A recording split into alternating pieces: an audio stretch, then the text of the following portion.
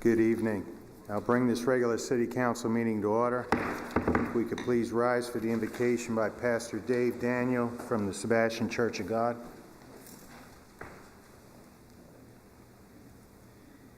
Heavenly Father, we thank you for this day. We thank you for your love and your mercy, and we thank you for the hope that we have through your Son, Jesus Christ.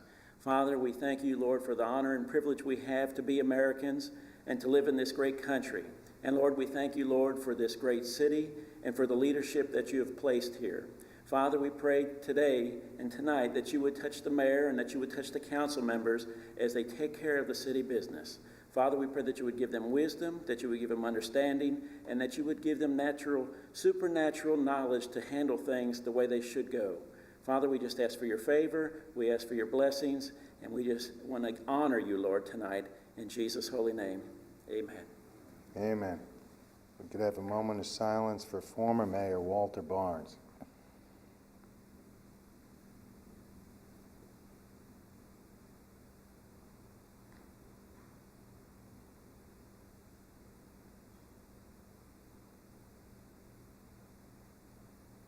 You could please stand for the Pledge of Allegiance.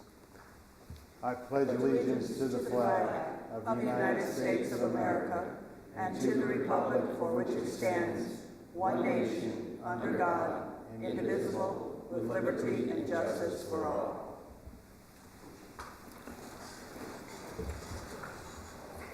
Roll call, Ms. Williams. Mayor McPartlin? Here.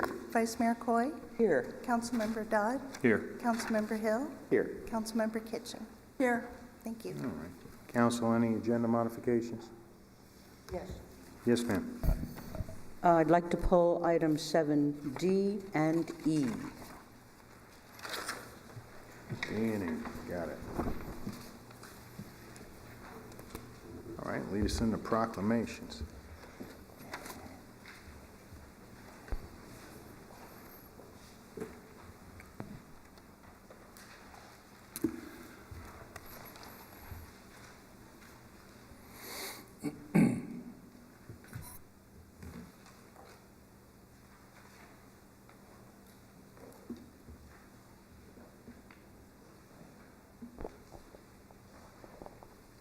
Barbara Hoffman, come on down. How you doing? Good to see you. This is a proclamation for National Arts and Humanities Month.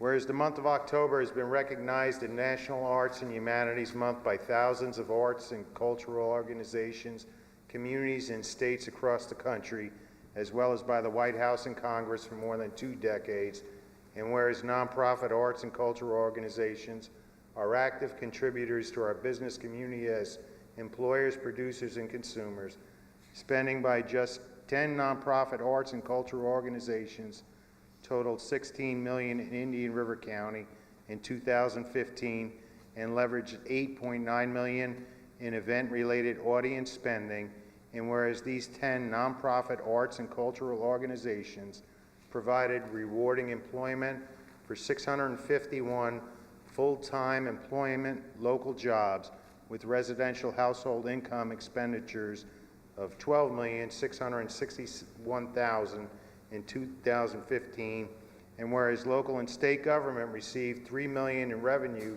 from these arts and cultural organizations in 2015, proving that there is a benefit of substantial revenue back to government that accompanies the public good that these organizations and their audience provide to our county.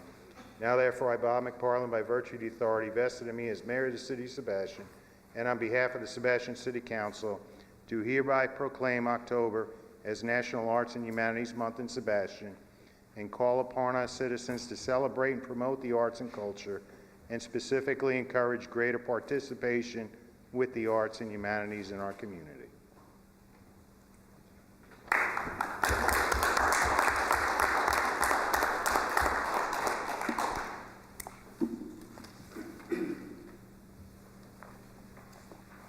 As we begin,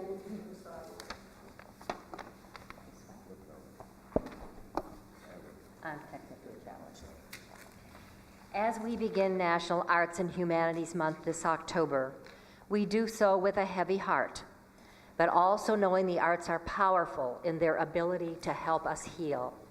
Our thoughts go out to those Americans in Northern California, Las Vegas, Puerto Rico, Florida, Houston, and the many other communities across the country that are facing their own distinct challenges. Throughout the month of October and well beyond, let's remember how arts and culture are uniquely suited to bring communities together, to hope and to heal. Thank you for proclaiming the month of October 2017 as National Arts and Humanities Month. The arts are an important policy asset and prosperity generator for our cities. Economic data in this proclamation came from the Arts and Economic Prosperity 5 study conducted by nonprofit Americans for the Arts in partnership with local arts agencies, including the Cultural Council. It sends a strong signal that when we support the arts, we not only enhance our quality of life, but also invest in Indian River County's economic well-being. It's important to remember these numbers only represent nonprofit arts and cultural sector, so imagine what the total would be if you quantified the impact of art supply stores, galleries, architectures, community photography, movie theaters, and other creative sector businesses. The Audience Intercept survey asked non-resident and resident attendees at arts and cultural events if they would have traveled somewhere else instead of Indian River County if the event that they were attending and surveyed had not occurred. 52% said they would have traveled to a different county to attend a similar cultural event.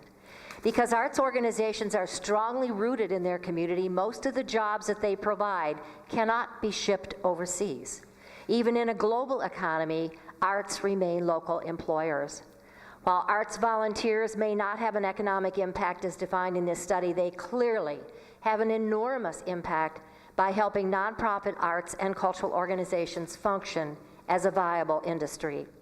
In 2015, a total of 1,364 volunteers donated a total of 66,418 hours to Indian River County's participating nonprofit arts and cultural organizations with an estimated aggregate value of $1.5 million.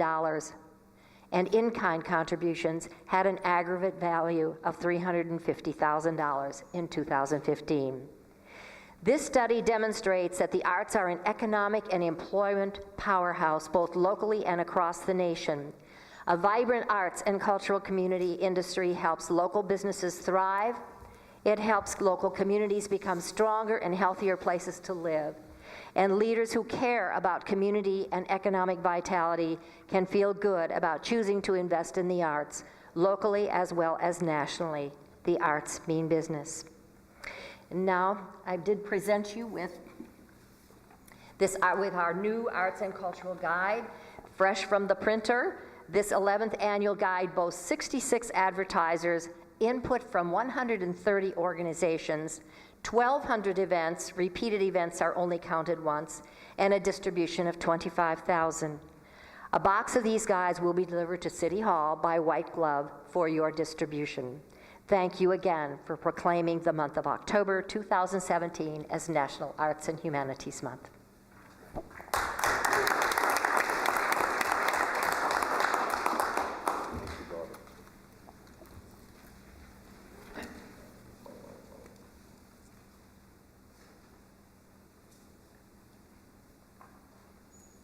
Next proclamation, I guess Dr. Lumsford couldn't make it, but we're doing better tonight because we have Katie Knoll, Doctor. Thank you for coming. Thank you. And this is a proclamation expressing support of the Treasure Coast Advanced Manufacturing Center. Whereas serving as the primary workforce training and technical service provider for the City of Sebastian, Indian River State College is ideally positioned to grow manufacturing and trade industries on the Treasure Coast. And whereas over the past 2 years, Indian River State College has committed $2 million in private funding and received $6.5 million in legislative appropriations from the state of Florida toward a $23.3 million state-of-the-art Treasure Coast Advanced Manufacturing Center.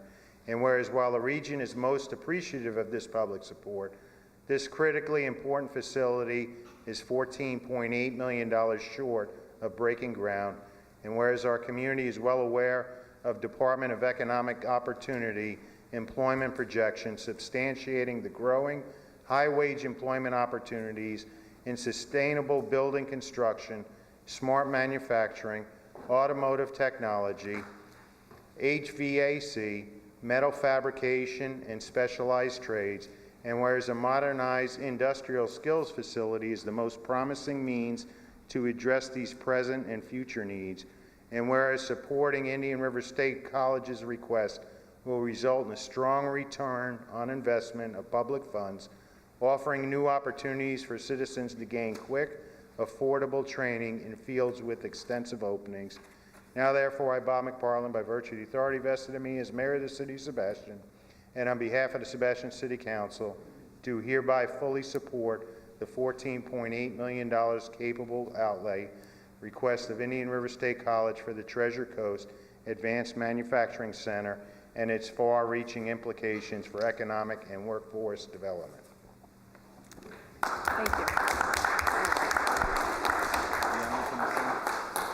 Thank you. Thank you to the City of Sebastian and the City Council. We appreciate the support. All right, that's great. I went to one of the manufacturing things they sent me down, and it's unbelievable. I'm on the Workforce Solutions Board, and the opportunity for welders, they are so short-handed. They need about 600,000 welders, and they only have about 300,000. The average age of a welder is 55 years old. The average salary for a welder is $52,000, and this is a means to an end to address a lot of the poverty issues that are on the Treasure Coast in Okeechobee. So Indian River State College and Dr. Massey has taken a lead to try and get this money, because it would be great, because not every kid can go to college. There are a lot of vocational needs, and they are well-paying jobs, and they're in short demand right now. So this is a large undertaking, and I appreciate the college's efforts. Thank you.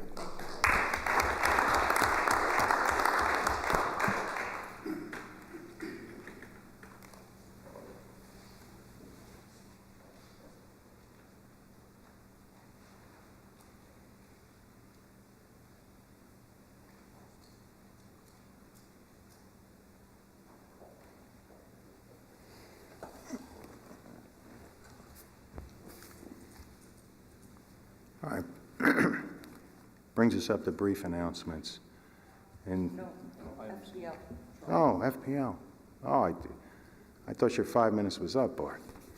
All right, I'm sorry. Hurricane Irma debriefing by Bart Ekins, External Affairs Manager of Florida Power and Light. Well, good evening. Again, my name is Bart Getchins, Area External Affairs Manager for Florida Power and Light. As we get back to normal following Hurricane Irma, let's take a minute to talk about how we prepare for and respond to major storms like Irma, as well as what we've learned during this experience. After pummeling parts of the Caribbean, Irma made landfall as a Category 4 hurricane in the Florida Keys and then Marco Island over on the west coast. What distinguished Irma from past hurricanes was its size. Irma was massive, the size of Texas, and impacted all 27,000 square miles in 35 counties of FPL's service territory. As it made landfall near Naples with wind gusts as high as 140 miles per hour in parts of Miami, which is more than 120 miles away, experienced gusts of 100 miles per hour. In fact, even before Irma made landfall in the Tri-County area, Miami-Dade, Broward, and Palm Beach counties was hit with severe weather, including tornadoes that lasted hours through both Irma landfalls and the storms continued north. Also, Irma was not a fast-moving hurricane, as we know. It impacted some parts of our service areas with sustained tropical force winds for nearly 24 hours.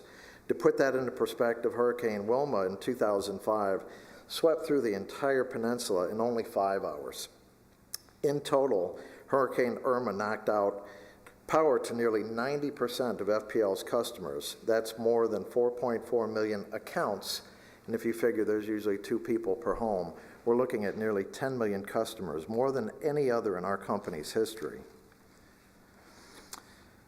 In the past, in turn, in the post-Irma restoration effort was the largest and fastest for any one utility in U.S. history. What many people don't see is that our storm restoration process begins well in advance of the hurricane making landfall so that we are ready and able to respond as soon as it is safe to do so. As it became clear that Irma had Florida in her sights, barreling across the Atlantic towards South Florida as a Category 5 hurricane, we were already preparing to get the lights back on for our customers. We activated our command center, which you can see in the upper left hand, which serves as our centralized operations hub to plan and manage restoration efforts in communication with employees, contractors, media, and other stakeholders before, during, and after the storm. We pre-positioned crews, even from other states, equipment and supplies to help speed restoration once the storm passed. We also reached out to fellow utilities and contractors to acquire additional restoration workers and get them in place in advance of the hurricane. Working well in advance of Irma making landfall, we assembled the largest restoration workforce for a single utility in our industry's history. We pre-staged thousands of crews in advance of Irma making landfall. This was the largest pre-positioning of crews before a hurricane for any utility. These men and women headed into Florida toward the danger, as so many others were leaving, coming into Florida in advance of the hurricane. We made sure they had lodging, hotels, and all the other preparations that they needed to get the power back on. And then once the storm passed, we brought even more restoration workers as Irma's impact were spread across all our service territory. Ultimately, we had a small army of more than 27,000 workers from 30 states and even Canada. To support this small army, we were set up with approximately 30 staging sites, more than any in any other hurricane.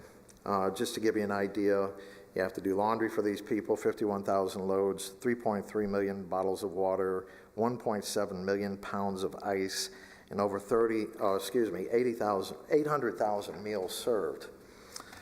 The Hurricane Irma damage, and because there was a scale of magnitude of Irma, we truly did have to respond across the entire Florida peninsula. The hurricane impacted all 27,000 square miles we serve, all 35 counties. Nearly every county in Florida was impacted. Irma's extreme winds, gusts, and tornadoes created small pockets of catastrophic damage. We saw a lot of damage from storm surge, especially along the East Coast. We had salt contamination on pieces of equipment much farther inland than we had ever previously experienced. Flooding was a major cause. We saw flooding in parts of southwest Florida and even North Florida, which limited our crews' access and ability to restore in those areas. And as you are well aware, most of the outages were caused by tree and debris, but most of the damage from Irma was not so much the wind's direct impact on our system, but what blew it down, knocked over and carried into our equipment. As you can see from the photos here, when a big tree blows over, it's going to take out the power lines, especially if it's not in the right place or planted properly. As a result, we doubled down on our resources to tackle this challenge head on.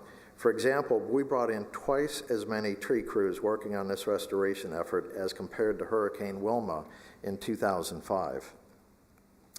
And because Hurricane Irma moved slowly, the prolonged exposure to tropical storm and hurricane force winds amplified the damage of those winds. You've heard us talk about how we invested more than $3 billion to strengthen our electric grid to better withstand major storms and help speed restoration efforts. I'll talk a little bit more about this later, but I can tell you that according to our early estimates, it performed very well in the storm. It's important to note that while you can harden a power pole, you can't stop a tree from falling over the power lines or debris from blowing into them, and that's a lot of what we saw in Irma. However, our power lines were knocked down, our hardened poles were still standing, which leads to a faster restoration overall. We're blessed to live in a state with a year-round growing season, but that means that trees, plants, and other vegetations grow quickly. FPL proactively clears vegetation from 15,000 miles of lines each year. We also rely on communities we serve to do their part to trim and plant trees in the right place. But Mother Nature has her own way of pruning in form of hurricanes, and this is the first one to make landfall in Florida in more than a decade. We saw the damage and devastation caused by Hurricane Irma all across Florida. FPL was prepared to respond as soon as it was safe to do so, and we had a lot of work to do with over 4.4 million customer accounts affected. Because of the size and speed, restoration efforts were already underway in southern parts of the state, while Irma was still impacting the northern part of the service territory. But unlike previous storms in which we could focus on restoration in a particular area, responding to Irma required us to deploy our resources across the entire peninsula. But crews were out as soon as they could. In fact, we had about 1 million customers restored before Irma even left Florida. And then 2 million customers restored by the end of the first full day of restoration. The vast majority of customers had their power back on within a week of Irma's passing, as our massive restoration workforce was out in full force. We also built on lessons learned in previous storms to help restoration. For example, we used drones following Hurricane Matthew last year for the first time to help us evaluate damage in inaccessible areas post-hurricane. You can see one of the drones in the bottom left-hand corner. This year, we greatly expanded our efforts, bringing in about 50 teams of drones and operators to help us get the right crews and resources in place in the areas that are difficult to get to, in some cases inaccessible due to flooding or other damage. But as in any case with major restoration effort like this, there are some areas where restoration was more difficult and time-consuming. Some of the challenges we encountered.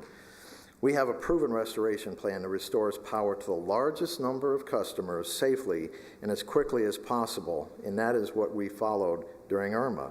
We start by repairing any damage to our power plants. So if you imagine upstream, and then to the power lines that carry electricity to our plants to the local substations.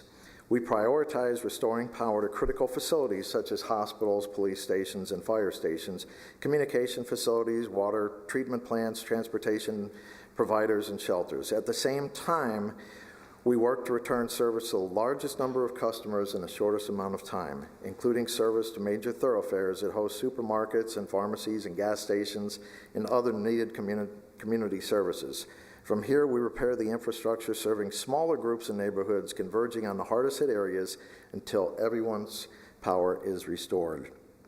You can see in the images here from Palmetto Bay near where I grew up, it was a very difficult restoration challenge where 3 poles were needed to be replaced after fallen trees had crashed into them. These were not some of our hardened poles. They were smaller service lines that were attached to conventional power lines. In fact, the majority of damage that we saw during Irma was laterals like these pictured, which are smaller lines serving neighborhoods or a few streets rather than large feeders that bring power to thousands.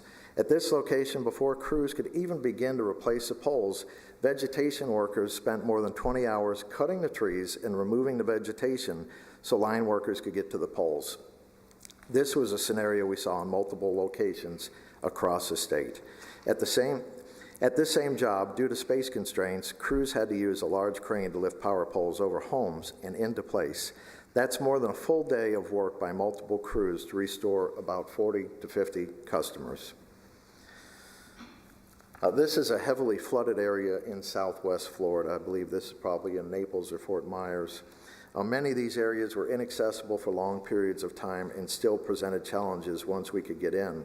You can see here that we had to have special vehicles to withstand the flooded areas and haul in all our equipment through miles of floodwaters. Crews here had to work in knee-deep and waist-deep water to put new poles in and restring the wires. These are just a few examples that you can see here working around the clock 24/7 to restore power. Let me talk about what worked well during and after the hurricane. Over the last decade, as I said before, we invested $3 billion to strengthen our electric grid and make it more resilient, but not hurricane-proof, to withstand major storms and help speed restoration efforts. As I mentioned earlier, we know so far that our system performed very well. none of the hardened transmission structures, which really serve as a backbone of the grid, were lost. Also, hardened feeders perform significantly better than those that have not been hardened. Our smart grid technology also helped with the power restoration, especially during the storm. We were actually able to restore some customers during the storm without having to wait to send a truck and a crew. In other cases, smart grid devices such as automated switches, which you see here, helped avoid approximately 540 outages altogether. We also built on what we learned from Hurricane Matthew last year to enhance our use of smart grid technology and smart meters during the restoration process.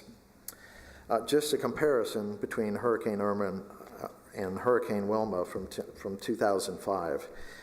You can truly see how our investment in a stronger, smarter grid helped make our system more resilient and provided for faster restoration when you compare Irma to Wilma back in 2005.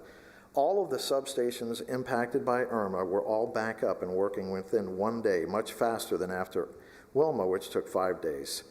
Initial estimates show that we lost just a fraction of the number of poles, about 2,500 during Irma compared to 12,400 during Wilma. Irma impacted about 90% of our customer base, while Wilma impacted 75%, but our restoration time during Irma was significantly faster. Essentially, all the customers were restored within 10 days for Irma compared to 18 days for Wilma. All in all, hardening electric grid performed well. In fact, we estimate that investments we made over the past decade helped restore service to millions of customers and complete restoration efforts faster than ever before. Underground systems, we hear a lot about this. We also saw many instances where underground lines performed well as they weren't subject to damage caused by falling tree or flying debris. However, as you can see here, undergrounding is not a silver bullet. Even underground parts of the system, such as a transformer you see here, are susceptible to damage from trees and debris. In addition, we saw some outages, extended outages due to storm surge or flooding in some areas. When the water is still high and the equipment is underground, crews cannot begin to make repairs until the water has completely receded. In these instances, it can take longer to repair than our overhead facilities.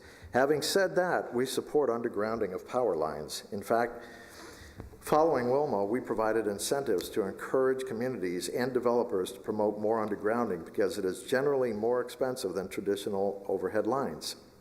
About 40% of our system is hardened or underground, and most of the new construction is underground. Overall, underground lines did perform well in this storm. They also performed well day to day.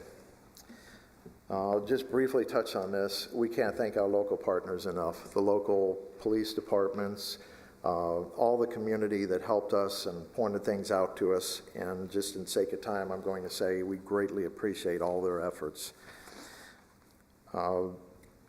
Again, you can see some of the first responders here, whether it be the police department that was out with downed wires, just community calling in wires and reporting them to us. We greatly appreciate that. Finally, none of this would have been possible without our own FPL employees, as well as our fellow utilities, which you saw many of in your community, tree crews, and other contractors who responded to our request for help. Overall, the workforce was about 3 times larger than it normally is, and our line and vegetation workforce was nearly 5 times larger than normal as we worked together to restore power across the state. These men and women left their homes and their families and traveled hundreds, in some cases thousands of miles. Again, 30 states were represented to help us get the lights back on as quickly as possible. And at FPL, nearly 8,900 employees have a role to play during a major storm, even while many of their own homes do not have power, and we even pull in many employees from our sister companies. Like our out-of-state workers, these men and women put their customers first in a major event like Irma, making personal sacrifices, leaving their homes and families for sometimes weeks on end. They're working long hours in sometimes harsh and dangerous conditions, often well outside the scope of their daily jobs. But everyone works together with a single goal, getting power back on for our customers as quickly as we can. There are always areas for improvement. Now, we're only human, and we're not perfect. There are always ways that we can improve, and this storm was no different. We're still looking at the operational side of things, the restoration itself, to see where we can become more effective and efficient. but I can tell you some of the areas of opportunity that we've already identified at a high level. We are working on solutions to help provide better and more timely restoration information to our customers and our stakeholders. During a major storm like Irma, we know the most important thing to our customers is when we will restore their power. Our customer-facing communication channels perform well during normal operations and in smaller storm events, but we have learned that with the scale and the magnitude of storms like Irma, they were unable to provide the type of detailed information that customers can depend on to determine when the power has been restored to their homes. The restoration process is different in a major storm compared to normal operations, involving many more operational steps, specialized crews, and our communication systems needed to adapt to make a difference. Because of these limitations, we're not able to give the kind of detailed restoration estimates that our customers have come to expect from us year-round. We are going to get better, and we're already working on it. The number one cause of the outages during Irma was trees falling and debris blowing into our lines. You can harden a power pole, but you can't stop a tree from knocking out a power line. Think of it like your home. Building codes are stronger now, and newer homes can sustain strong winds, but if a tree falls on your home, it can damage your roof. Tree trimming in many instances is a shared responsibility among FPL, our customers, and local governments. Tree trimming is only part of the solution. It's about planting the right tree in the right place so as not to interfere with power lines. We will continue to work with our cities, counties, and customers to help them understand the importance of tree maintenance and planting the right tree in the right place to reduce outages during storms throughout the year. But let me caution you, we're just not out of the woods yet. Hurricane season is not over. We have to stay vigilant and be prepared for weeks to come. As we wrap it up, I'd like to thank our customers, our community leaders, our elected officials, our first responders, all of you for your patience and support as we work together to recover from Hurricane Irma. The investments we've made over the past decade are benefiting our customers, and we did help speed the restoration process. But we know there are things we can do better, and we're already working on them. Regardless of what comes, you have our commitment that FPL will be there for you, and we will always work around the clock to get power back on for our customers safely and as quickly as possible. And I thank you. Thank you. And I'll take any questions. I just have a quick comment, if I may, because it's my turn to thank you now. I've had numerous conversations with Bart since the storm, and they have been very receptive and understanding to the issues that we had here in the city of Sebastian, some that I was personally involved in because they were in my neighborhood. And you may have noticed that on Fleming Street, there's been some big trucks in our way, and you had to go around. Well, it's FPL is out there hardening that area. And tonight on my way here, now it might have been staged just so I would see it on my way. I wish but I I had don't that kind think of so. power. No. On my way here, there were a whole bunch of trucks in the neighborhood, and they are hardening an area that really, really need addressing. So I want to thank FPL for responding very positively to some of the issues that we here in the city have had, and the customer service issues. You know, when people call up and the company says, and the person on the other end says, "Oh, you already have power." Well, that's not a good thing when they start screaming back, "No, I don't." And so we recognize that that's an issue, and FPL has taken on that challenge. So all we can ask is let's work on the improvements. And thank you very much for listening to the issues. There's 105 people that really, really appreciate what you're doing right now, because we've been out a lot in the last year, and you've made extraordinary efforts to try to fix that. So thank you. And I appreciate your feedback, Vice Mayor. That was very important to me, and I did take that up to a higher level, and it is being Absolutely. looked at. I mean that from the bottom of my heart. And I appreciate I don't expect things to happen overnight. I realize sometimes when I talk, it sounds like I do, but I am based in reality, and I know it takes time, and And we can't always be the first on the list, but there's actionable items that we can see, and things are going positively forward to make it a little bit better for Sebastian. And I welcome your continued input, especially I appreciate what this city has done with some of the plant the right tree in the right area, with some other things you've done to help us with the vegetation, because that was a major issue. Exactly. And as far as the hardening, we're going to continue to do that. And that wasn't a stage today, because that takes months, if not years, of coordination, but we're going to continue to do that. So we are going to continue to seek, and as I told you, quit scraping the toast and fix the toaster. Thank you very much. All right. Any other I mean, comments? basically, the bottom line is FPL wants your power on. If it's off, they're not making any money, and if they're trying to restore it, That's a good way to put it. they're paying double money to try and get it restored. You know, I just want to appreciate, I was on the phone with Eric Silagi during the storm on a couple of calls for, post-hurricane and everything, and they were very receptive, FPL being a partner, because with the Department of Children and Families, we had a lot of areas affected throughout the state. And of course, he put me in touch with you, Bart, if there were other areas of the state that were affected without power, to assist the department in where your 30 sites were, that they could go and quick charge their phones or quick charge their computers so they could go out and continue to do basically their first responder, responding to child incidents. So I really appreciate that. Thank you, Mayor. Thank you. Mr. Mayor? Yes. Bart, thank you for coming here. I am astounded by the efficiency of FPL after the storm.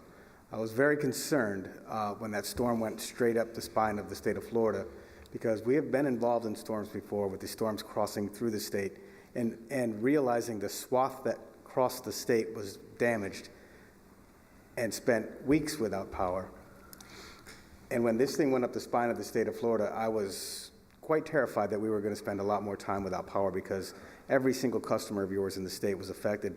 And I've had the opportunity to spend the last several days down in Southwest Florida, and I just want the citizens of Sebastian to know that although the storm was quite bad for us, it's devastated down there. There are still trees laying in roads, they're still flooded down there, and the response that FPL, they got them all back, as well as us. And so I really think that you guys should be very, very proud of the efforts you've made. I'm very happy to hear you never feel it's good enough, because it never is. But let me tell you something, your response means a lot to millions and millions of people throughout this state. So I very much appreciate the work that you guys have done over the years. And I appreciate your comments. And again, just to follow up, Edwards Deming was a guru of quality, and his was plan, do, check, act, the cycle, to seek continuous improvement. And that is what is ingrained in all of the FPL employees. How can we make this better? We want to be the best. We want the utility. We want our customers to recognize us as the best and be the best in the industry, and we're driven to do so. So I greatly appreciate your comments. Thank you. All right. Thank Thank you, you very much. All right. Thank you. I'm sorry if I went over. Thank you. All right.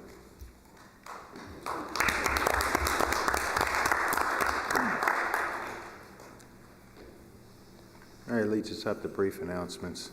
I know Monday night there was an incident involving our police department where we had an officer involved and he was shot, And the officer involved, I don't want to name because he hasn't been named, but I've had a lot of experiences with him in the past, and I think he's one of the finest police officers that's on the Sebastian Police Department, which has a lot of outstanding officers. And I'm glad to report that he should be fine, and hopefully he's healing well.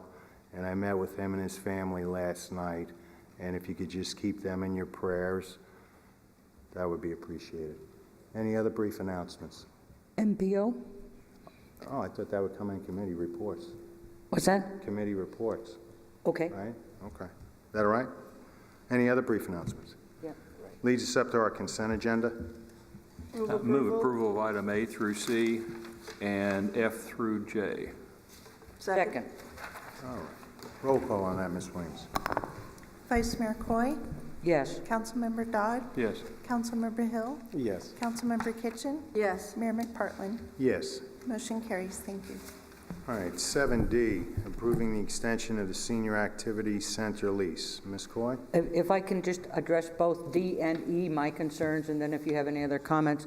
There were some Scribner's errors in both of the contracts, minor things that did not materially affect the contract at all, but things like incorrect address, incorrect zip code, all Scribner's errors. The city manager, I brought them to the attention of the city manager. He corrected all the errors, and you have been given copies. Again, there are no material differences in the contract, and they are virtually identical. There's a couple of minor differences, but anyway, I also had to pull it because on the item D, I have to recuse myself. I cannot vote on the senior center contract. So that's all I'm hoping that we will approve these both tonight with the corrected Scribner's errors. All right, I'll move approval of item 7D. Second. All right, anybody from the public wish to speak on approving the extension of the Senior Activity Center lease? Roll call, Ms. Williams. Councilmember Dodd? Yes. Councilmember Hill? Yes. Councilmember Kitchen? Yes. Mayor McPartlin? Yes. And Vice Mayor I Coy? have to recuse myself. Okay. All right. Motion carries. I move approval of item 7E. Second. All right, anyone from the public wish to speak on the approval of the extension of the Sebastian River Art Club lease? Roll call, Ms. Williams. Councilmember Hill? Yes. Councilmember Kitchen? Yes. Mayor McPartlin? Yes. Vice Mayor Coy? Yes. Councilmember Dodd? Yes. Motion carries. Thank you. All right, that brings us up to committee reports. Item 8A, the Construction Board.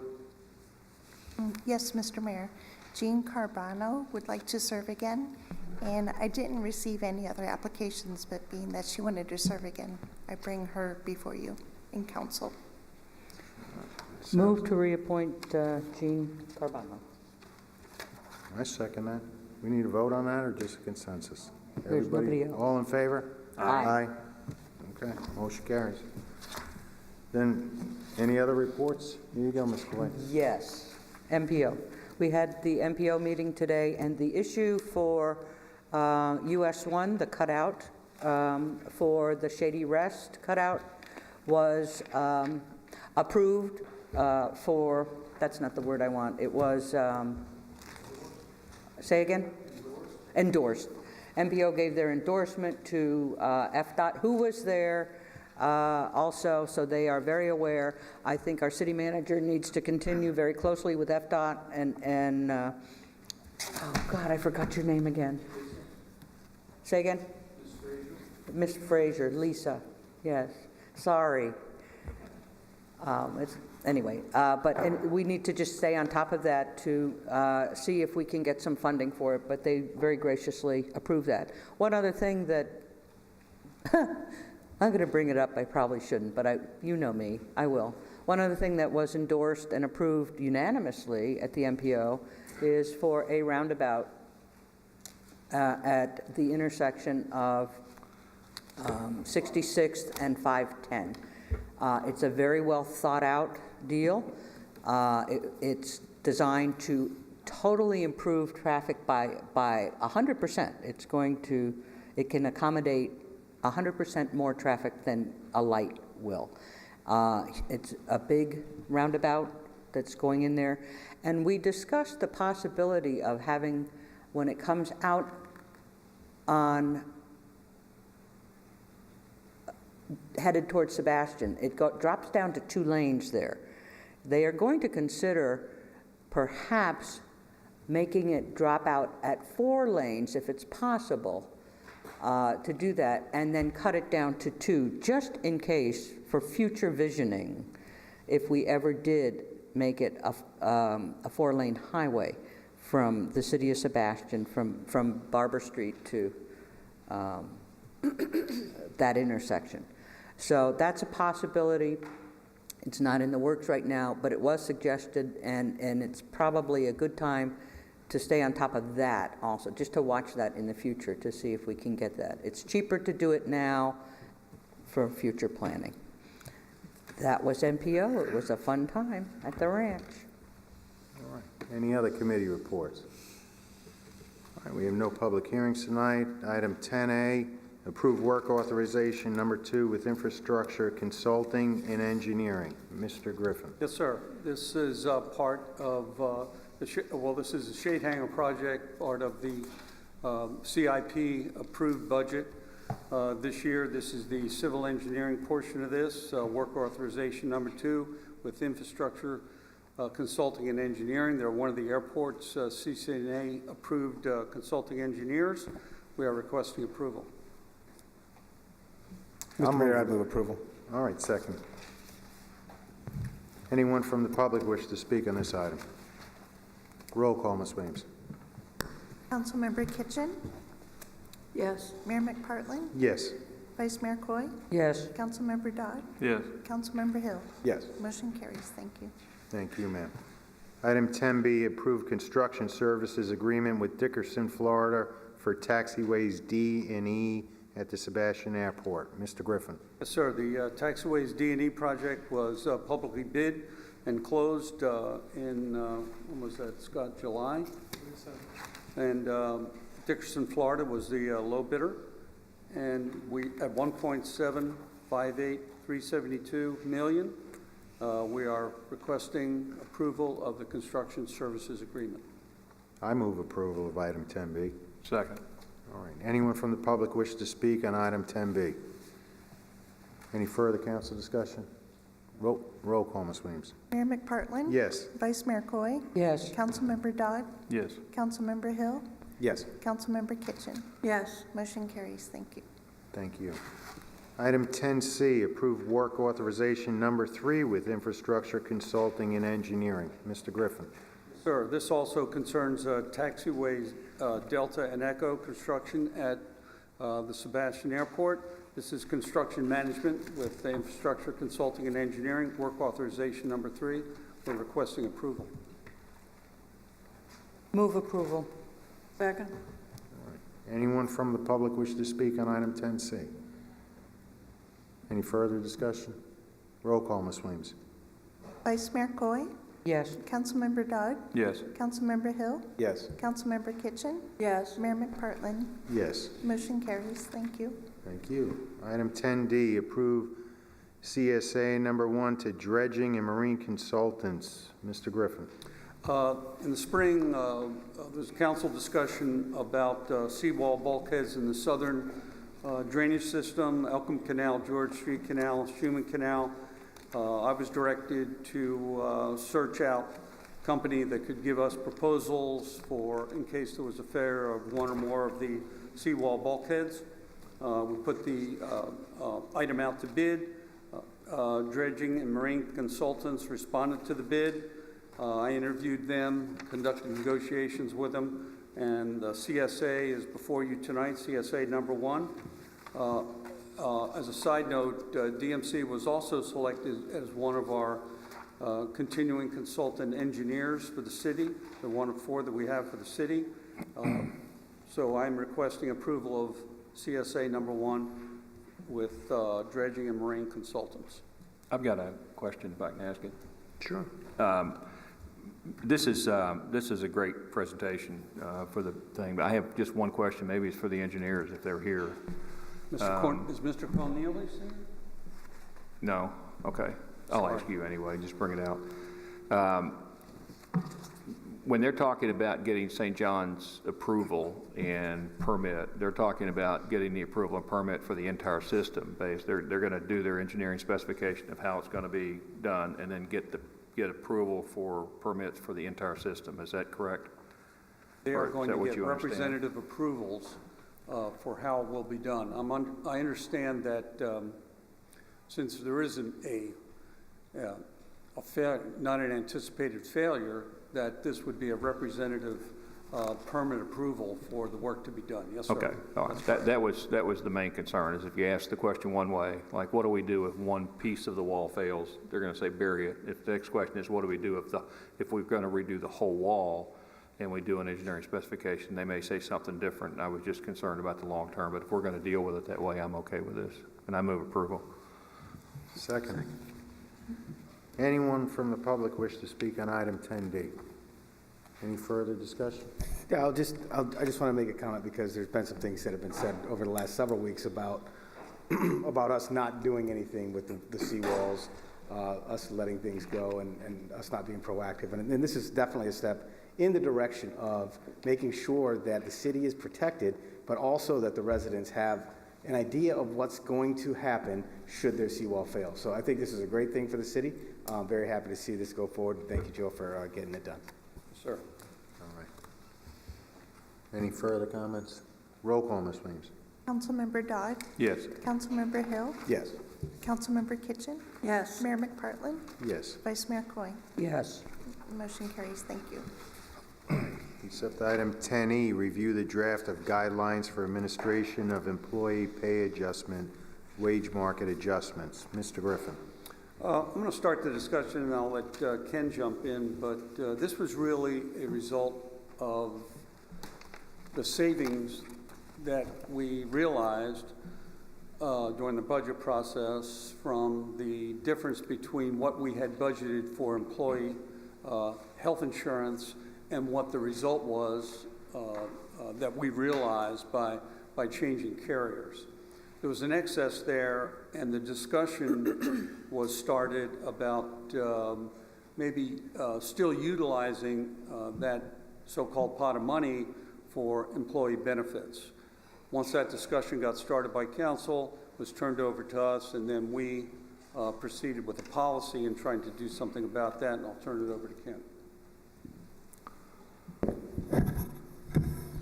Okay, as Joe has outlined, we did come up with $74,985 that wasn't used on the group insurance. So we gave some thought to something we've been trying to work out with the bargaining units, actually starting a year ago, when they said, well, you know, if we got an employee that's really performing, or if we've got an employee that is underpaid compared to wages in similar positions in other organizations, you know, we'd like some way for you to address that. And in the past, it's been, well, if they're in a department that doesn't have excess funds, we couldn't afford to implement that change or do anything special for that employee that was showing extraordinary achievement. So this gives us a vehicle. It gives us, in the policy that we've outlined, it sets priorities, really, that we would be able to look at such adjustments. We've kind of scheduled that for looking at it 4 times a year if we're talking about a merit type, either bonus or increase in pay.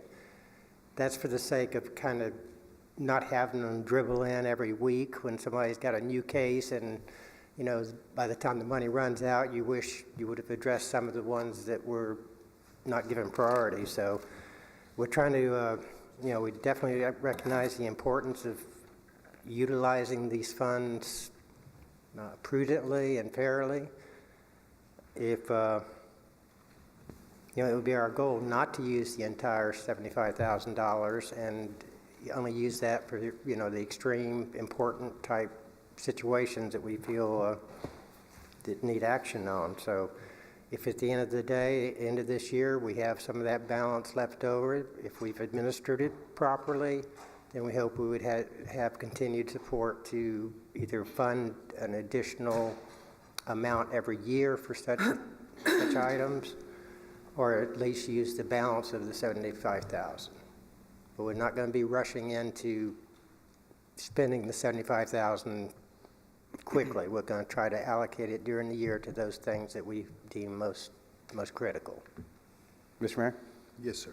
I've got a couple questions on this. Now, first of all, I fully support and endorse the idea about additional benefits for outstanding employees and additional education and all of the things that are outlined in here.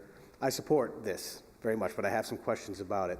Now, the $75,000 that we're budgeting this year for this, is that a one-off? Or are you anticipating budgeting that annually? Don't know. This was earmarked as our rationale. Thanks, Joe. You better be I speaking the guess you truth. didn't like that. Wow. What was I saying?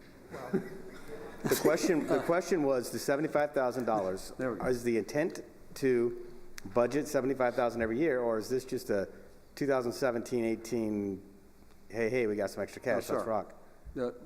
rock? I believe our rationale for that was, since we budgeted the 10%, which was going to be our estimate for employee benefits, healthcare benefits, and whereas through the bidding process with Garing Group, we were able to come out at 2.3%. That difference was earmarked for employee benefits, so my way of thinking was it should stay in the employee benefits bucket, if you want to put it that way. Whether this will happen next year, I have no way of knowing. But I do know that we do have these issues right now and this year, these pay issues that in some cases are fairly critical. In some cases, it has been a detriment to us that we have not been able to recruit people for certain jobs, things like that. Just asking, if that's the problem, why haven't there just simply been adjustments made through the budgeting process? This was late in the game when this was discovered. Okay, that's fair enough. I just, because generally if you have if you have, say, a maintenance worker 1, maintenance worker 5, maintenance worker 6, and you find that we're lagging behind in those areas competitively versus other municipalities, we, through the budgeting process, make adjustments to those. And then, of course, have to fund that through the budgeting process. So that's why that was a question. Okay, so we didn't do that this year, so you're anticipating a need to do that. Is that where you anticipate most of this needing to go, is in recruiting? And then if we are, in fact, recruiting and using that as a recruiting tool, will there not have to be adjustments made throughout whatever department we're in to adjust the salaries of all of the other individuals who are in those positions? Yes, sir, there could be. Okay, so Yes. that's a big Pandora's box right there when you start doing that, and you only have $75,000 to do it. So I think we need to be extremely careful in using it in that realm. And we only have $75,000 this year because you did a good job with Garing Group in getting our insurance lower than what we anticipated. So that was fantastic. And I'm just asking these questions because I think they're important, because if we make a decision to go forward and use this as this, then we have bargaining units who bargain in good faith their benefits and salaries. And so when we have this as an additional tool, this could be another chip that is used by the bargaining units in the future to try to say that, well, we had this as well. So I'm just throwing things out that council needs to be aware of. Again, support this. I believe we need to be extremely competitive in everything we're doing with other municipalities. I believe we have stellar performing employees in this community, and I want them to get every penny they deserve, but I want to make sure that we're very careful when we pass something like this. Another question I have is, in this, there's no line item. Let me start somewhere else. What's the length of the contract we have with our bargaining units? We have 2 years left, correct? 2 years left. But we have wage openers every year, correct? Yes. But the wage adjustment, One more year. right? Of wage openers. So they're going to get increases next year and then the year after. Is that? It's negotiable. Okay, that's negotiable. We also have to negotiate health care every year. One of the things that I think may need to be put in here is, if there's an increase in health care expenses, then maybe this pot of money could be used to offset the increase in health care, if in fact we're going to make this more than a one-off. See, it's kind of scary when we start throwing benefits out there, when we're dealing with such a large group of employees, because as deserving as they are, I think we need to do a better job of, through the budgeting process, make sure we're competitive. I'm all in favor of making sure our employees have everything they need, but I would much rather do it through the budgeting process. So if, in fact, we pass this, and I would favor passing this, I would favor passing it as a one-off. And then if we do that, then next year's budgeting process, we need to make sure that we're more competitive, if we're not competitive, in fact, in whatever positions we have. So I think that's important, so that through the, I guess it'll be 2 years from now, through the negotiating process, we become more competitive. So it just concerns me that when we're going through this, if we're going to, I think we need to decide whether or not we're going to budget this every year. And I think we need to decide if we're going to do this as a one-off. And I think that if we don't do this, if we do this every year, then we need to also have a line item as an offset to additional increases in health expenses. So. No, Mr. Mayor. Oh, Linda, go ahead if you want. Okay. I have some concerns. This seems to me to be more geared towards middle management than the rank and file. I mean, the lump sum bonuses and the individual increases might be for the rank and file, but you're going to do them 4 times a year. Does that mean one person could get 4 raises a year? Or how are you going to decide that? Are you going to limit it to 1 raise a year, 1 merit raise a year? Or are you going to, if he does a good job every quarter, is he going to get a raise every quarter? Once again, the raises that we're talking about given would be in cases where there'd been like something really extraordinary. Not that they are just constantly a good employee and do the work, but during that period, they've really excelled and, heads above the other employees in that same classification. Okay, and who's going to decide if they really excelled? Because There's a process. Yes, ma'am, there's a process. There's got to be documentation. It's got to be justified. When we first met on this, one of the things that I emphasized was that this can't be viewed as a favored person status type thing. And I view this as more of a for the rank and file. Now, there may be some exempt employees who do some things that are over and above that might deserve a bonus, but I really view, contrary to what your position is, I view this as a rank and file program rather than middle management, except there might be something in the case of recruitment. That would be the exception that I would draw there. But otherwise, and maybe a few exempt status folks who have done really extraordinary things. But other than that, I would think it would be for a so-called rank and file employee. okay, and those employees are recommended by the department head or by the human resource director, according to this, correct? Yes, ma'am. Right.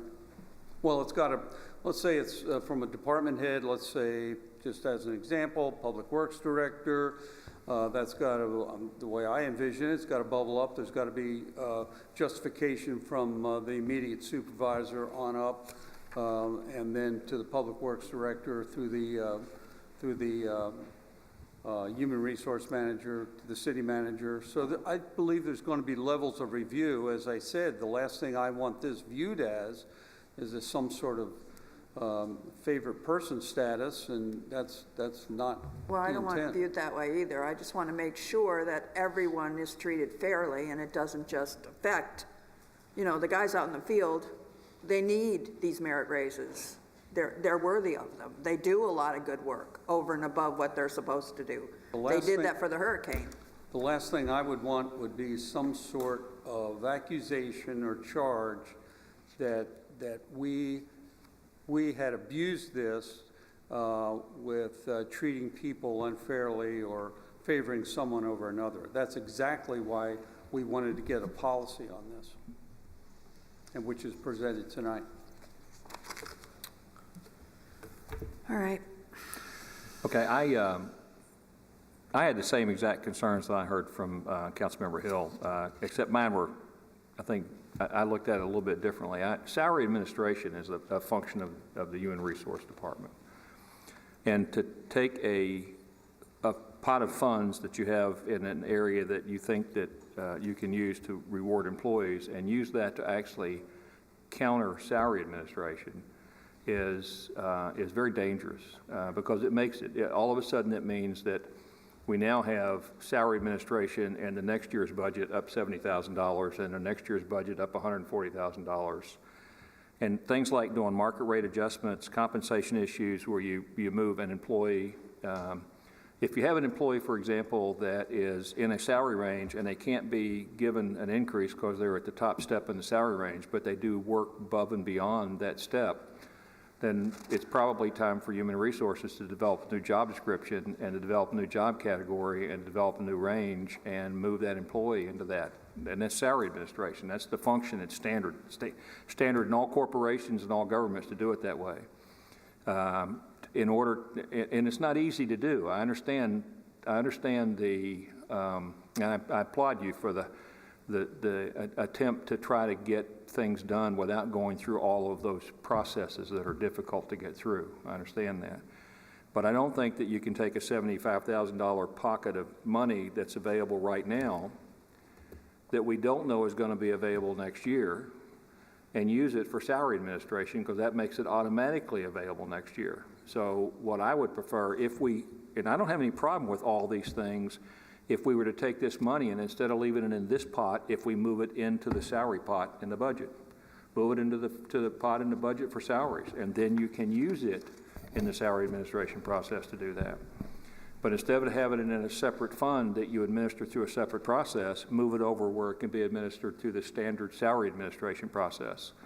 And if you then have people who deserve to be given an increase because all of a sudden, excuse me, everyone you're hiring into their job similar to theirs is making 3 cents an hour or $10 an hour more than they are, then you can use salary administration and merit increases to do that, and it becomes part of the budgeting process for future budgeting cycles. It isn't something now that you got to sit back in next July, Ken, and figure out, well, no, wait a minute. I've raised people's salaries by $46,000. Now I've got to add $46,000 to my permanent general funds budget, and that's an increase to that permanent budget. It's not like I'm saying it's now $46,000 more than it was last year. So my preference would be that if these are the concerns that you've got and these are the issues you want to deal with, let's move the money where it can be done through the standard salary administration process and let you guys do it that way. If your concern is that you want to give recruiting bonuses or you want to give 10 people in a department a $500 bonus for doing a lot of really great work during hurricane restoration, then this is a great way to do that. You've got money to do it. But if what you want to do is raise people's salary because you can't do it under the current salary administration policies, then it's very dangerous to do that because you've in effect impacted long-term financials by doing that. So I don't see any reason why we can't just move this money over into salary administration instead of having it in a separate pot and let it sit over in the general fund and you use it to do that. Bonuses aren't included as salary, though. But market rate adjustment, compensation issues, individual increases are not bonuses. That's an increase in salary. It's permanent. Right. It happens every year, and it goes forward every year. I'm trying to think, maybe I'm a little confused. I've been at the fairgrounds the last 5 days and worked 90 hours. But I thought this council was looking at this money being used over there to do these increases. Nobody's saying this is going to happen. They're going to just give out all this money today. And I look at the part, again, like Ms. Coy alluded to, the lump sum bonuses, they did a very good job. And you have an employee making $25,000 a year at 3.3% bonus, which is, again, not a increase in pay. It's a $750. It's a one-time event. Right. And it's like, I thought this council, and they asked management here to draw up a policy. Now they drew up the policy. They come back here, and you're saying shift the money into salary. I'm just a little confused. What I'm This saying policy is What I'm saying, Mr. what we Mayor, is asked. that these three items, a market rate adjustment to a salary is a salary adjustment. Right, but nobody's- A compensation issue is a salary adjustment, and it's not a bonus. It's not a $750 bonus. It's changing a person's salary from now until they quit working for the city. Right, but nobody's saying it has to happen. And again, If it's this in- is a policy that's on the shelf, and there's ability to do this, but that's going to be based on money that's in the budget. Again, they're going to be reviewing who's getting this. It's not like just the supervisor can put it in and this person gets the money. There's going to be human resource oversight, as well as Ken will be looking over it, and ultimately the city manager before it happens. I think we're getting too far into the weeds and just let the city manager take care of it. If we approve it, they'll do it. I want to add on to what the mayor just said, because we've talked about trying to reward. It's 13 years I've sat up here over and over again. We have said there's got to be a way somehow we can reward employees, and we've always hit a dead end. We finally come up with a potential project here. You make it sound like we're just going to willy-nilly give away this money because a supervisor put in. This is for the exceptional. This is a motivational tool. This is to get employees to go above and beyond. Right now, if you're mediocre, you get all these other raises. As long as you do your job, you move through the system. That's how all government systems are, I'm sorry, and it really stinks. This is to reward those people who go above and beyond the norm. This is a reward system that we have been trying to figure a way how to do it. This is not saying the money is going to go in and out of this fund all next year. I would hope there's a carryover and a carryover and a carryover, and funds get supplemented to reward our employees. That's its purpose in my mind. Mr. Mayor, if I could. Yes. This is not what this council asked for. We were asked by the city manager, actually it was brought up because it was a line item, and it was about rewarding our employees. Now, we don't need to grandstand, we need to just talk about what's in front of us and talk about how we can best reward our employees, because I don't think any of the five of us sitting up here disagree with rewarding our employees.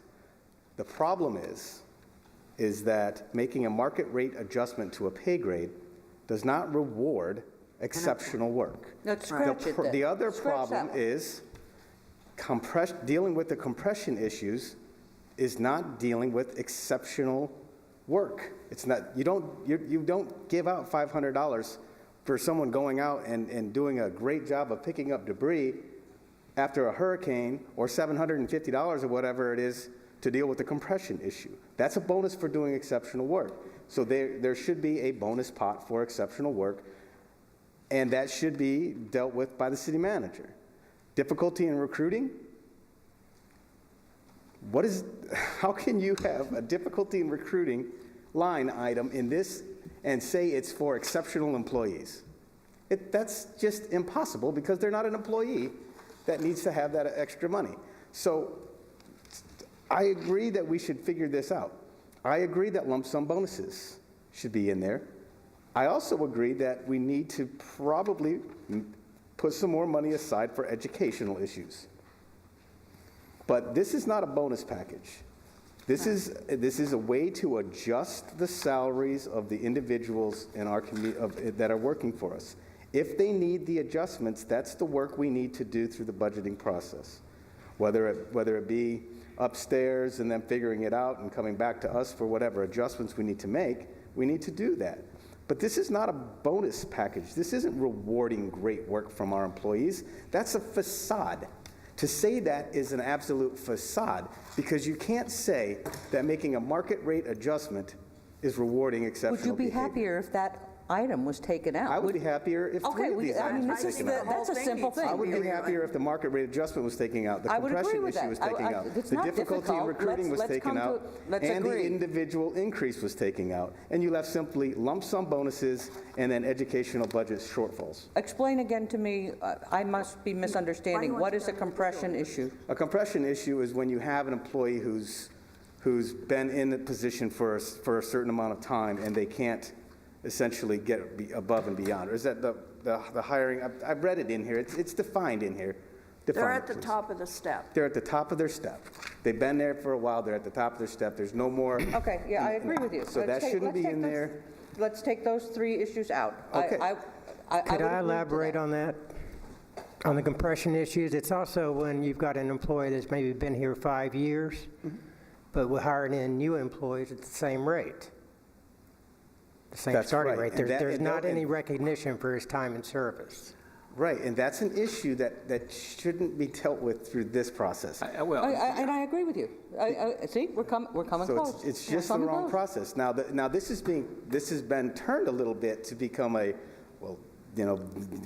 we're not in favor of supporting the employees, but we're in favor of doing it the right way. If we need market rate adjustments, we need to do that through a different process. I would It's support simple. this I would by eliminating the top three items. I would agree. support that, and I think you're right. Actually, not the top three. There was actually 4. I don't think that we should give individual increases in here as well, because that's an increase to your It's salaries. called negotiation. I think that should be an option for exceptional, totally exceptional, for It says motivational exceeds purposes. normal standards and expectations, so.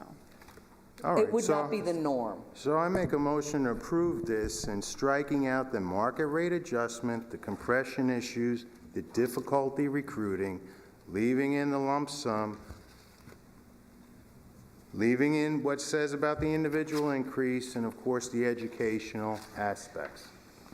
Second. Anyone from the public wish to speak on this item?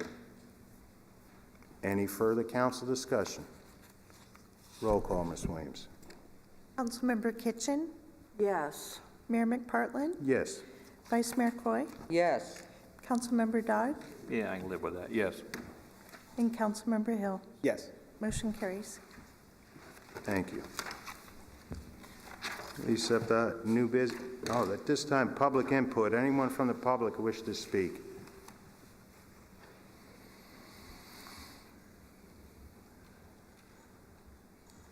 Hi, my name's Faye Campagna. I'm a property owner here. I came here and spoke about the neighborhood watch before the hurricanes, after the drought.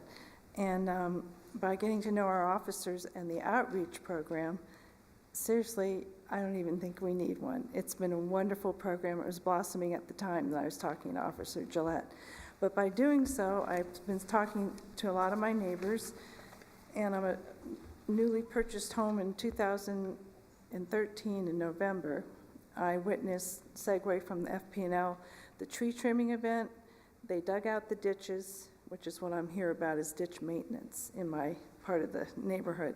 The tree trimming, the pipes that have been replaced by the city manager, including under major roads like Schuman Drive. All this ongoing maintenance has just been amazing. I'm from Palm Beach County 40 years, and it's a different system we have up here. Down there, it's all canal systems. Here, we have intermittent canals and then ditches, and then we have the conservation area. I'm sorry I don't have copies. Can I pass this around? This is a map of my neighborhood that I'm speaking about. It's called Old Sebastian, and Officer Gillette had presented that initially for a neighborhood watch. We have probably 10 ditches in there. This has to do with flooding. We never lost any kind of power because all the trees were trimmed on a timely manner. Oh, you're so lucky. It was wonderful. And I also have a smart meter that I bought, and just all the upgrades that FP&L had done throughout that neighborhood. So, but this particular item, I came to Mr. Griffin about it, and he said to please come and speak to you about it, because I've witnessed the ditch maintenance. Apparently, it's a budget problem. We don't have it in the budget. So I went and did some research at the county, and I met with a really nice fellow in our, Kerry Jones, and he looked it up, and he couldn't tell me who did the ditches. My house was built in '81 by GDC. And then I met with a really nice young engineer, Keith McCullough, in our Public Works Division, and they all agree that these ditches need to be maintained. They couldn't say who dug them, But I think what happened was when GDC developed that area of Old Sebastian, it was county, and then it was incorporated into the city. So that's probably why there's a hole in the budget. Never was addressed, it just magically, but I'm getting all the benefits of the city except for this ditch maintenance. So apparently Joe has been doing things that were not done over the years. They hadn't dug the ditches in 7 years due to the property crisis. They dug those. I've been told they've been done every 5 years. But the maintenance really needs to be done, according to this young engineer, similar to land management areas for berm, because weed whacking at 10 foot high of grass during the dry period, it was a literal burn scare. I was looking at hay that could have been sold to Fellsmere Feed. That was just laying there. And then you have the culverts are covered up by the sod, so all the wonderful pipes that they've put in are not functioning. So we had runoff on our road during the hurricane, which luckily didn't affect me, but my neighbors kept saying, you need to fix your ditch. And I'm like, my ditch? I didn't know. So basically, it's a maintenance problem. It can probably be solved very simply, but the culverts are not being maintained. And the young engineer said there's some upgrades that could be easily done, because we basically just, the city copied what GDC had done 30 years ago, put in new pipes, but we need perhaps some, there's terminology they use that's on the paperwork there, U-pipes over it or a wrap. And then the contractor that we hire, the young fellows that are weed whacking don't even weed whack, the pipe's still covered. Yeah. It's not functioning. So that would be a wonderful Is thing. that under your driveway? Where's this pipe? Well, the gutter system comes, the water runs off into the pipe, and then it runs between the properties, and then there's ditches parallel between all these houses. Okay. And so that hole there is where the ditch is overgrown with grass, 10 foot high. Periodically, it's weed whacked, and then the hole I've never seen it since. And so the water basically stops. It drains off the street, but it doesn't go into the ditches. Then the other issue, it would be wonderful if it was maintained in a manner that would not have so much grass sludge.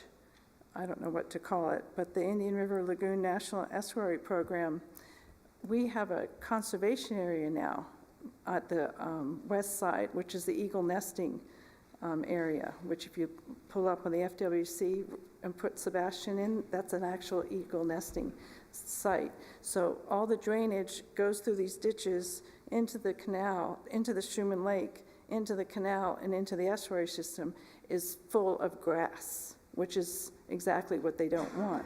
So you'd be killing two birds with one stone. And my question as a citizen is I'd like to get involved with the board that perhaps can maybe look for grant money to help sustain these ditches. There's quite a few of them, and it affects over 100 families. And perhaps throughout the city, it would be a neat program to come up with for this solution. I think there's a solution to it. It's pretty simple, but no one's really ever addressed it, from what I can see. Well, I guess you could, have you talked to Mr. Griffin about this issue? Yes, he's been very helpful in giving me, he asked me to come and speak. I don't know, I'm not an engineer. I did my research without going all the way to the historical archives and the Army Corps of Engineers at the library to find out who dug these ditches, but the maintenance of these ditches is the big hole. I had a question for Mr. Griffin. Yes, sure. Mr. Griffin, who owns these ditches? We do, Yeah. I believe. We own the ditches, so why are we not maintaining them? We are maintaining them. We spend $300,000 a year for 4 cuts a year, sir. So we do the normal maintenance that we do in those ditches as we do anywhere else in the city? We cut the ditches, Okay. 4 cuts a year. Our budget is $300,000. Right. Yeah, I I was just gonna wasn't ask sure if they had ditches that we weren't actually doing anything in. Yeah. Right. Now- So we are maintaining the ditches as we do all Correct. of the It's others? of my questioning of the maintenance Right. and possible upgrades, if there's any money to be found for the culverts. We have a lot of ditches. The covers that you're talking about, I believe those are sewer covers. Do you not live in an area where you have water and sewer? No, it's a gutter system. It goes into the road, off the road, into the gutter, through the culvert, and I wish I had photos, but the pipe just ends at the ditch, and it's now covered with sod. Yeah, but I thought they had sewer in that area as well. There is Back sewer. in the Kildare area. It's Kildare area, and they do have there are pipes out to the open ditch. But under her road, yes, that is a great system, Miami curb, and it goes out to the ditch. That's what I thought. And there's about 10 of the streets like this. So I don't know, it's just maybe something they can internally fix, but I was hoping that the maintenance of having 10-foot grass quarterly, that's how tall the grass grows. In your ditch or in your swale? In or the what- ditch, in the ditch. Behind your house? Yes. Okay. So it's 10-foot hay growing taller than me, and according to this young engineer, these swales and It should be berms, cut 3 times a year. and again, it's not enough. He claims some of these issues in the land management areas, they're weed whacking every few weeks or more. So it's the max. That's not going to happen in the ditches behind houses. I can tell you, there's just too many. That's, our whole drainage system relies on Right, and that maintenance. was where I was going, segue into the, perhaps if there's any grant money that would help us with all these conservation areas, which I love. They have the new scrub jay conservation area, the eagle nesting area. All of these go into the lagoon, and we need to have some sort of perhaps better maintenance of these ditches. That's the because county. all of these- Conservation areas are the county. The one conservation area is, yeah, the stormwater park belongs to the city. The one across the street belongs to the county. Correct. The ditches are now part of the city. So this whole area was once designed and all county-owned, and all the berms and everything were absorbed in the 80s. And it's just kind of That's an the whole city of afterthought. Sebastian, though. It's not just your section. It's the whole, and I don't mean to be argumentative. It's just stormwater issues are a Big problem, yeah. Well, in my particular neighborhood, I don't witness the other, it's 10-foot high All between right, quarters ma'am, of I'm going to have of to wheat. come out there and check that out, but your time is up for public input. Thank you. All right. Anyone else from the public wish to speak tonight?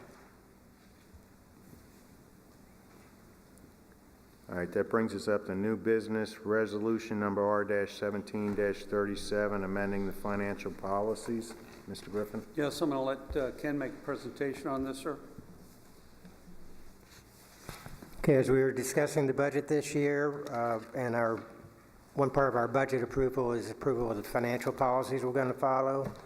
We had wording in there that established a reserve of $5 million for general fund. The comment was made that we should have some kind of minimum. So I've come up with language to amend the policy to indicate that if the balance becomes less than $3.5 million, that we will start restoring that difference up to the target balance of $5 million by allocating no less than 25% of the projected shortage. So, for instance, at the end of this year, I expect our reserves will probably be around $4 million. But if they were down to, say, $3 million, we'd be below the $3.5 million minimal amount, and we would have to then pay from $2 million over the next 4 budget years at 25% each year. So we would get, hopefully it would never be that large an amount, but with storms you don't know. So this, like I say, gives us a mechanism to say we are going to have a policy that we start replacing those reserves if they fall below a $3.5 million level. All right. Thank you, Ken. Yeah, I'm completely in favor of this. I think I brought it up when we were talking about the budget. The $5 million target is very valid. What this does is give us an opportunity to establish a floor at which we will take budgetary action in order to restore it to that floor. And it lays out a solve mechanism of 25% of the shortage below $3.5 million each year, each budget cycle. And I think it's good for us to have that in the budget procedures. So I move approval. I'll second it. Mr. Mayor, I have a question. Yes. So what we've done is we've created a floor of 3.5 million and a ceiling of about 5, a target, It's a target, yes. Right, it's a target. That's not a hard number, but the 3.5 is a hard number for us as the floor. We need that, I agree.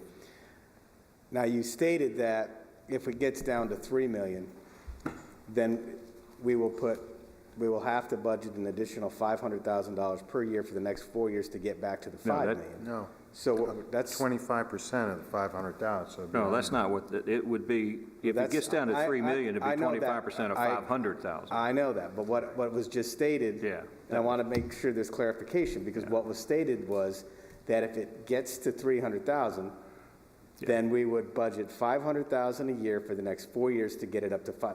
No. He just said that. That's all I'm saying. He did. So I want to make agree sure with that's not the case. you. Right. Is that the case in this resolution? That is what I believe we wrote, and how I read it. Okay, so we cannot have that. I would say 25% to get us to the floor. The floor. To the yes. floor. To not to the 3.5. ceiling. So when we say we have a floor of $3.5 million. Oh, okay. That's what I thought you wanted. Yes, that's what, I didn't read that word target correctly. I think that should say the city shall restore it to the floor balance, or the minimum balance, by allocating no less than 25 Right, million. and so it's not. So what we're saying is that's a huge difference. So if we're at $3 million or $3.5 million, next year we can be at 3.52. The year after we can be at 3.51. The year after 3.49, and then that triggers an automatic 25% allocation to get us to 5 million, and we can't do that. I'm glad you picked up on that. I'll amend my motion to say that the modification is that the city shall restore it to the minimum balance by allocating no less than 25% of the projected shortage to each succession financial year. I'll amend my second to that. Thank you. Discussion, if I may. We want to see if there's public input first. I'm sorry? Anyone from the public wish to speak on this? Go ahead, Ms. Coy. Okay. Totally against this. And I understood it to be what Ken described. Your amended motion is exactly what I thought you wanted to do. That's just a slick way to take the 5 million and make it lower to 3.5 million. Yes, it is. I'm sorry. You can look at it any way you want. This is my eyes looking at this. This is just a way to drop that to 3.5 million and use that reserve fund and not have to pay it back. If you want a floor, it should be $5 million, period. We need to keep that 5 million. How much is out of that balance right now for both Matthew and Irma? We haven't finished paying the contractor for the piers yet. Which is 1.1 million.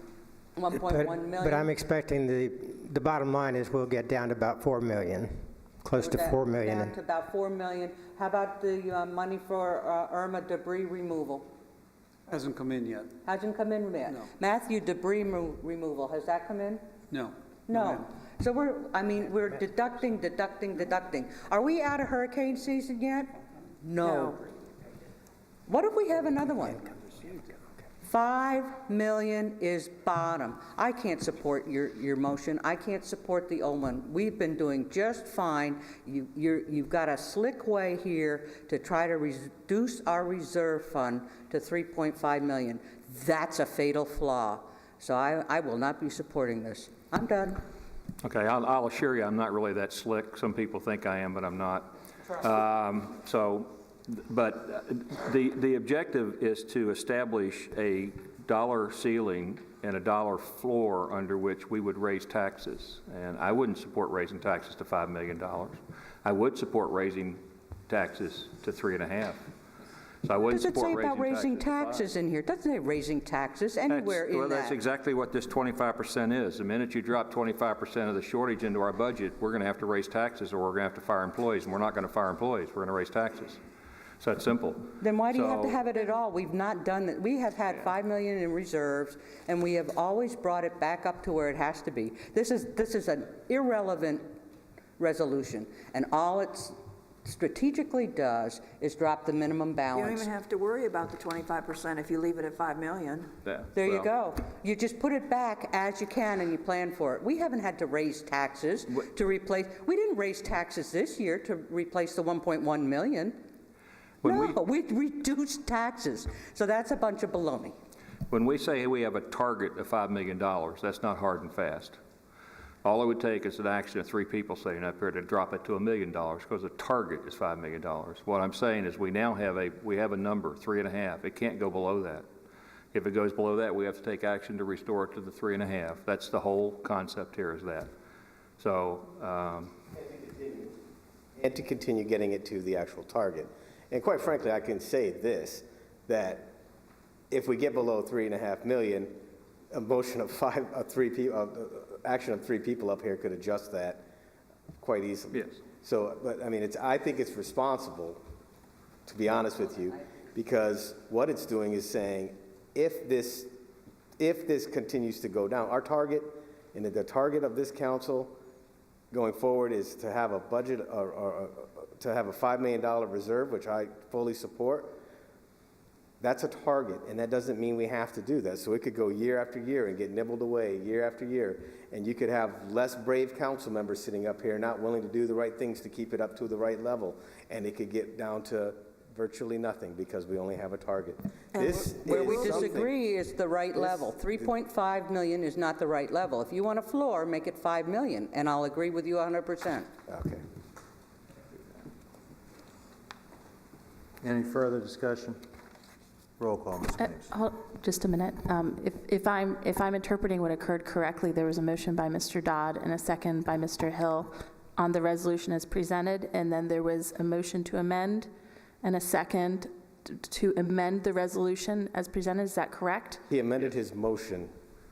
Yes, I amended my motion to, if I have to, I'll withdraw. You made an amendment, redo it. and you seconded it, and then you made an amendment to the motion. Okay. You made an amendment to what you moved, correct? And that was seconded, so you have to vote on the amendment first, and then you have to go back to the primary motion. And if Two votes we got. you have to have 2 votes, Okay. okay? All right, you do Now- the amendment first, Ms. On, Mapes. on the motion to amend the original resolution to, Okay. if I'm correct, I withdraw my second on both accounts because I will not support something that requires us to put $500,000 a year or more into the additional into our budget to get us from $3,499,000 to $5 million. That's right. So now we have an amendment with no motion, no second, right? yeah, you have an initial motion with, I'm unfamiliar with the concept of withdrawing a second, to be honest with you, because the second is what you do to discuss. Yes. Right? Yeah. And you've already discussed it. So I'm unfamiliar in Robert's rules with the concept of withdrawing a second to the motion. I mean, I think your substantive point you just vote on, right? I withdraw my second to that motion, to both motions. To both motions. Withdrawn. So now there's no second. There's nothing to vote on. No, there's nothing to If that is true, then there would be nothing to vote on. Correct. I'd like to make a motion that we make 5 million the floor that we rebuild to. Instead of 3.5, we rebuild to 5. That's my motion. Can you specify, is this the resolution as presented? Can you? Yes, as presented, that the number 3.5 floor be changed to 5 million floor, and that be our goal. I don't hear a So it's the resolution is that the city council desires to establish a minimum fund balance of $5 million in the whereas clause, and then in section 2, we're revising, the city council hereby directs the fund balance policies be modified to add the following language: should the balance become less than a minimum of less than the minimum $5 million, the city council shall restore it. We fix the balance up, yes. Okay, and then, Just like we do now. Well, then you're just eliminating the resolution then and vote no on the resolution, because this resolution requires a specific amount allocated to get the number to 5 million, if we go on yours, or a specific Yes, amount. 25% each year until we reach the 5 million. I withdraw So my you want- motion because I didn't like the whole thing. Anyway, I withdraw the motion. I don't want to vote on anything. Forget it. Done. I'm done. All right, then, just I for move to grid's sake. deny Resolution R 17-37. Second. Thank you. As presented, correct? I'm As sorry? presented, correct? As presented. Thank you. Any further discussion? Roll call, Ms. Williams. Councilmember Dodd? I'm sorry? No. Councilmember Hill? Yes. Councilmember Kitchen? Yes. Mayor McPartlin? Yes. And Vice Mayor Coy? Yes, Motion carries. that was to deny. To deny, yes. Thank you. All right, brings up to item 12B, approve the purchase of Laserfish and Avante software. Mr. Griffin. Yes, sir. This is a budgeted item in last year's, or this year's CIP. I'm going to let Barbara Brooke-Reese expand on this, but the cost on this is 49, I'm sorry, what is that, Barbara? 49,179.30. Recommending approval. Barbara, would you expand on what the capabilities are here? Laserfish is our current electronic records management system that the public interfaces with through the website for agenda packages and other information that they might be looking for instead of coming into City Hall to get their information. We also use it internally to manage the digital records, such as the personnel records and long-term storage items. Back in 2008, Laserfish decided that the platform that we are currently running, which we've been running since 2002, was going to be what they call grandfathered in. We went to a classic model, and we knew that in the future we would need to upgrade if we wanted any of the additional features and functionality that they have created in the future. We now have gotten to the point where we need the additional features that they're providing, and we budgeted for the upgrade in order to provide these functionality to the staff and to the public to add to what we've got right now. All right. As a former city employee and a user of Laserfish, I move approval of this item. Second. Anyone from the public wish to speak on this matter? Any further discussion? Roll call, Ms. Williams. Councilmember Hill? Yes. Councilmember Kitchen? Yes. Mayor McPartlin? Yes. Vice Mayor Coy? Yes. Councilmember Dodd? Yes. Thank you. All right, thank you. Brings up, Madam Attorney, you have anything for us? No, I do not. All right, Mr. Griffin. Yes, sir. I have a few things. We are finished with our Hurricane Irma debris collection. We initiated the push operation right after the hurricane on September 11th. September 13th, we started the pass operations. That lasted for about a week. Gave that a few days, and then went did the C&D removal, construction demolition removal. That lasted about 4 or 5 days. Went back and did another pass through the city, crews working from the north, working from the south, meeting in the middle. That was completed this last Monday. We are finished with our vegetative debris collection from Hurricane Irma. I would like to personally thank the mayor for interceding in an issue that we have had out at the golf course. Problems with alcohol control folks down at the state. We've got some golf tournaments that are coming up. We had to get a temporary license before the restaurant reopens, and he was able to intercede for us. And Mr. Mayor, thank you very much. That helps out with this golf tournament we have coming up this weekend, and the golf tournament 2 weeks from now. Randy Moyer, our procurement contracts manager, did the operational stuff and the mechanics of getting that done, so thank you very much to him. And thank you again, Mr. Mayor, and that's all I have. You're welcome. Thank you. Ms. Williams. Nothing tonight, thank you. Mr. Hill. Yeah, just a couple things real briefly. I want to clarify my yes vote on the denial of that last resolution. It was because I feel that the wording in that resolution was poor in it requiring a major tax increase in order to get us back to a ceiling. I do believe there should be a floor, but that's for later days, I suppose. The city of Sebastian recently lost someone who was, I believe, an icon in this city.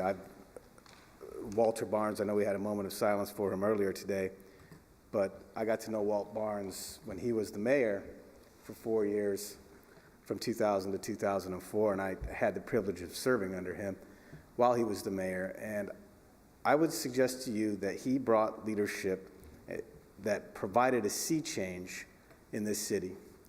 His elegance and grace that he served was unrecognizable to what we had seen in the past.